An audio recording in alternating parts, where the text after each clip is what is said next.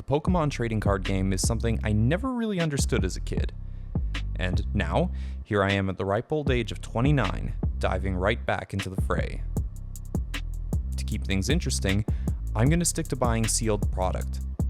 No trades, no singles, no easy way out. With a budget of just $50 a week, I'm going to build the best competitive deck I can, and see how it stacks up against the pros.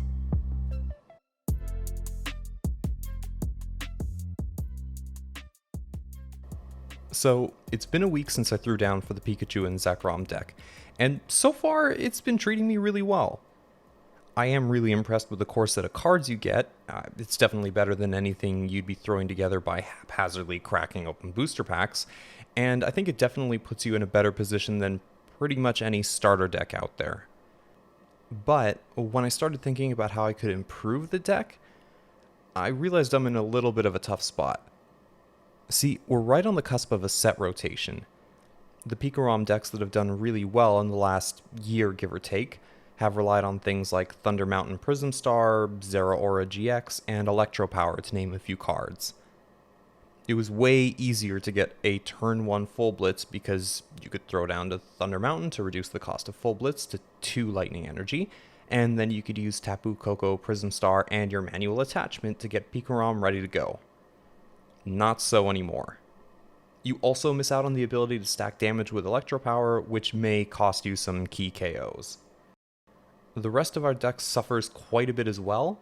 That nice Jirachi engine we have relies a little too much on the 4 switches we have in deck at the moment. Most players would rock the escape board, and this would let them get Jirachi out of the active after using Stellar Wish, regardless of the fact that it was asleep or, anything else. But that card is rotating out too. This really hurts our synergy, especially with that one copy of Zapdos which we have in deck, which could often pop in to sting for 80 plus damage after we've used our Jirachis for the turn. It's a little harder to do that, and I basically have to give up a Precious Switch or a Mallow Lana to achieve the same thing. Now, it's obviously not all doom and gloom. Sword and Shield and Rebel Clash have brought us some fancy new toys, and while we won't be able to perfectly replicate the old school Pikarom decks, we can certainly put a fresh spin on things. Energy acceleration now comes in the form of Boltund V, which lets you attach 2 lightning energy to Pokemon on your bench in any way you'd like. It's not exactly a turn 1 full blitz, but between this and Tapu Koko Prism Star, you can have Pikarom ready to go on your next turn. In terms of draw support, we've got a Tapu Koko V, which lets you deal 20 damage while drawing 2 cards. It also has no retreat cost, which synergizes well with Zapdos, and with the Raichu we're running. We've also got the new Speed Lightning Energy, which lets you draw 2 cards when it's attached to a Lightning-type Pokemon. Our Jirachis can also mitigate their switching woes somewhat with the new Scoop Up Net. This will let us return the Jirachis to the hand and then sub something new in, which is great. That means it'll work out really well with, say, the Zapdos or the Raichu, and it's also a great way to facilitate multiple Stellar Wishes. There's also a fantastic new supporter called Boss's Orders, which essentially lets you gust up a Pokemon on the opponent's bench. This would be a godsend because we don't currently have any options to drag out vulnerable Pokemon. Like, literally none. We can switch all of our own guys in and out as much as we want, or at least as much as the couple of switches in Mallow and Lana will let us do, but we can't actually pick off something vulnerable on the bench without having to resort to, Pikarom's Tag Bolt GX attack. Now, as much as I hate booster packs, and I really hate booster packs, I realize my hands are kind of tied right now. There's no deck or box currently available that's going to get me the majority of what I need. The Trainer's Toolkit is on its way. I have a pre-order for one, but it's not arriving till next week.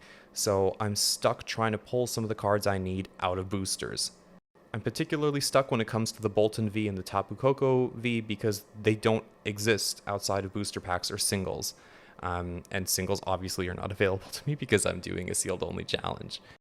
So basically what I'm thinking is I'm going to grab a bunch of Rebel Clash. I'd like to prioritize the Boltund V over the Tapu Koko because energy acceleration for me at the moment is more important than drawing cards. But that said, also with Rebel Clash, we have access to those Speed Lightning energies as well.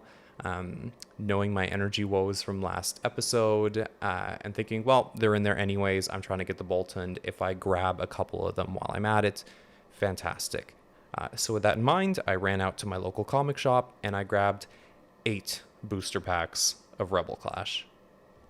Predictably, we didn't really get much of what we needed.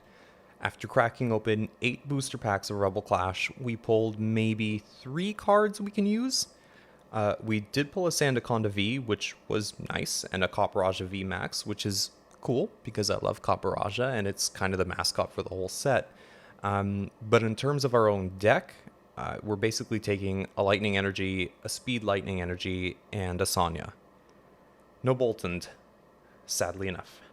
And no Boss's Orders, which also kind of sucks. That means no Gusting Power for our deck for at least another week.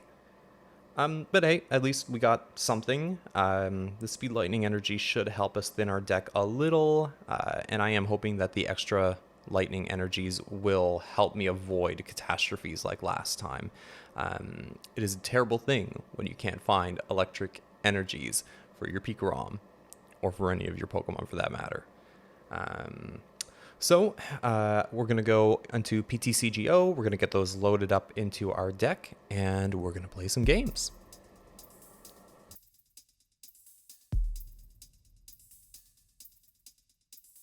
Okay, so game 1, we play against someone registered as a guest, and from what I can see by their starting lineup, this is not going to be that serious of a game. We are in a bit of an awkward spot regardless because we have to lead with Tapu Koko Prism Star and not much else. But soon enough we do get a Jirachi and eventually we're able to get a Pikarom set up for the full blitz. I feel kind of bad for my opponent because they have these really weak basics, colorless Pokemon out there. They're hitting us for 20 damage at a time, which means it would take 12 turns to knock out a Pikarom with that Eevee. But the game is the game. I want to win, so we smash their Eevee with a full blitz, take a prize, and I think they realize that the jig is up, so they scoop before the game can be any further. To be totally fair to my opponent, I think they did just get stuck with some kind of weird basic rental deck that I'm sure the online client makes available if you don't have any cards or any cash. So it's not really a fair match. I don't know that there's much they could have done, but good game to them anyway. Game 2 was kind of fun. I see Psychic and Grass Energies in their deck, so I'm assuming it's some kind of status machine, or there's some dirty tricks in there to help support a Mew and Mewtwo GX. They actually start with a type Null, which makes me think, okay, they're looking to get that Disc Reload Silvally GX into play at some point and have crazy good draw power. They also have a Tauros and a Venonat on the bench. The Venonat in particular makes me think, okay, I am going to have to worry about Poison, Confusion, possibly Burn and Sleep as well. I do get a little worried as well because things start slow on our end. They're very quickly able to get their Venomoth GX into play, and it takes us a while to charge up our Pikarom. We are very much missing that Boltund here, or any way to accelerate the electric energy onto Pikarom right away. But still, we managed to get it charged up. We KO the type Null, and then they promote Tauros to the active. I see that they throw a Necrozma down, which gets me really afraid. At the time, I was thinking there would be some kind of Ultra Necrozma coming through. Although later, when I did a bit of Googling around, I realized that I was kind of an idiot. All the really scary Necrozma GX forms are already basic Pokemon. So not exactly the biggest threat in the world, but still at the time, I did feel it was a big threat, and so with Tag Bolt available to me after the full blitz I'd used earlier, I decided to KO the Tauros and the Necrozma. Venomoth does come up and they start to replenish their bench, but ultimately the Venomoth just can't out-damage Pikarom, and so we take the game. Game 3 was really short. It's another type Null lead with Psychics in the deck. I do get a little worried when the Giratina comes down, because now I am playing at least the one Speed Lightning Energy, but luckily I didn't have one in play at the time, so Giratina ends up just being a big body on the bench. Again, it takes a little while to get Pikarom up to speed, and we almost lose one of our Jirachi in the process, but eventually we pull the switch, get Pikarom in, and full blitz for the KO. Whatever the case is, whatever my opponent has in hand, they clearly don't like their options, and so they scoop, which makes Game 3 a pretty quick one. Alright everyone, that's it for this week.